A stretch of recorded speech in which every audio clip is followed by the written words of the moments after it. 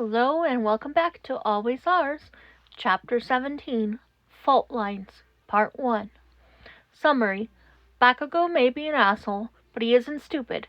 He knew someone messed with him, because he isn't Mr. Nice Guy, and yet, now he is. Well, he may be a nice guy, but he's still at heart Bakugo Katsuki, and he isn't about to let some extra decide who he should be. Katsuki Bakugo cornered them after class, in the empty hallway where echoes died fast.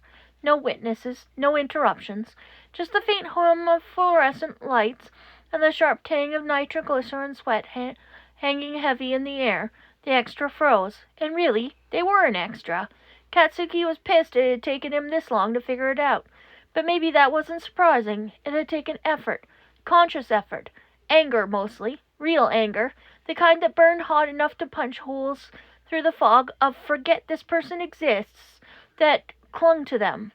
The fog wasn't perfect. Strong emotions broke it. Rage especially. This was how he'd started to notice the 21st student in their class.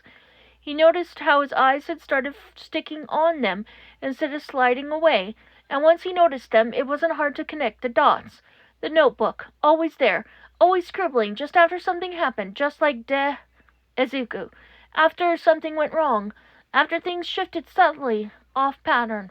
But unlike Izuku, this extra seemed to be too connected to everything, and almost like they needed to write, almost like a quirk.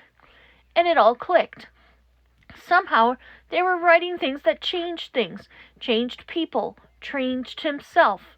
It was infuriating, especially when it came time for his internship. Gang Orca.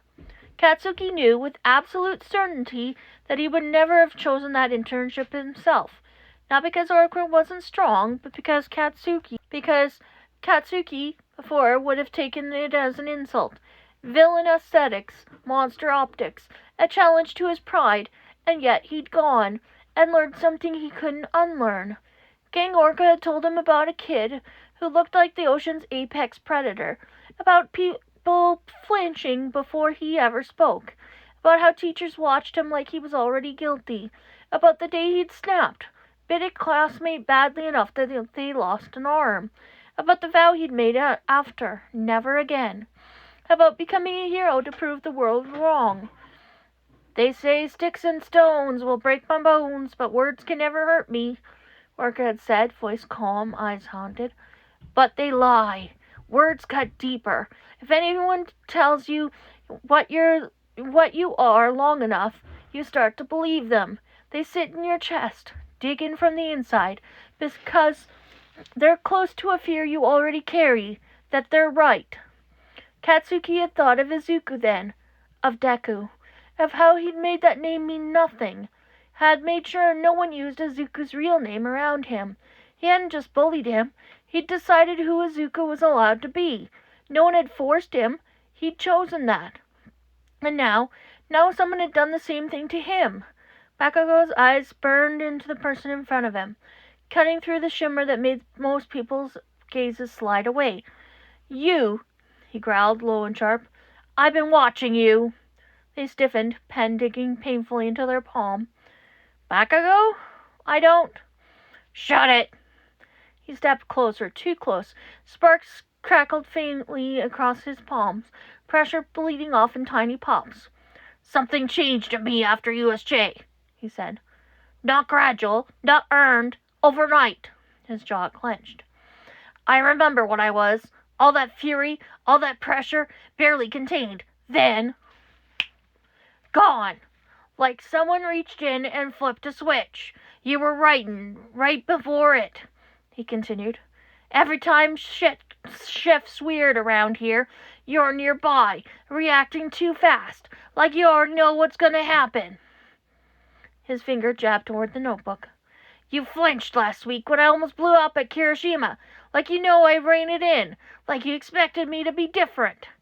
They backed up, spine hitting the cold wall. That's crazy, they said weakly. I'm just good at patterns. That's me, Katsuki cut in, his voice flat, surgical. Don't need proof. I trust my instincts. And they say you carved something out of me. Something snapped tight. The notebook trembled in their hands. Ink bled through the pages where they gripped too hard. I don't know how you did it, he said, quieter now, not less furious, controlled. And I'm not mad that I'm better now. His eyes burned. I was an asshole. I needed a kick in the pants. Then his voice sharpened. What I'm mad about is you did it without permission, without knowing what it'd cost. He leaned in, breath hot. You amputated my rage, he hissed. That pressure wasn't just noise. It was what forged me. You ripped it out and left a hollow where the heat used to be. The words landed like shrapnel.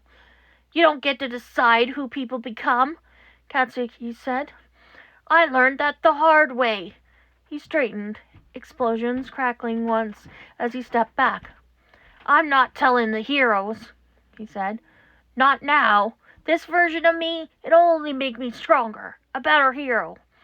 His mouth curved into a sharp, predatory grin he'd absolutely stolen from Orca. But if you ever pull this shit again on anyone, I'll drag you in myself. He turned away. Stay in my sight, Extra, he called over his shoulder, or I'll make you the story. The hallway swallowed the echoes. Behind him, the author's shaky hand hovered over their notebook. They can fix this, right?